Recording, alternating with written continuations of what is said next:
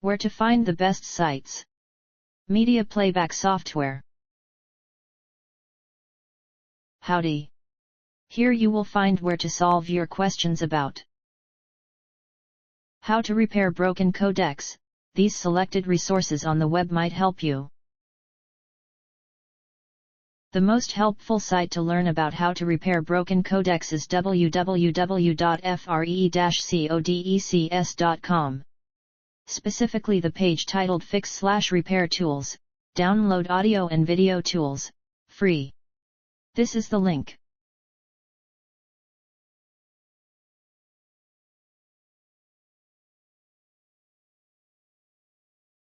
You can also try answers.microsoft.com, especially the page How to Repair Windows 7 Codecs.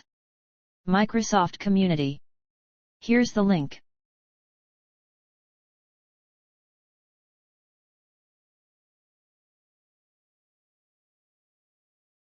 Last but not least, try our third-ranked site answers.microsoft.com. The web page How to Fix Broken Codec.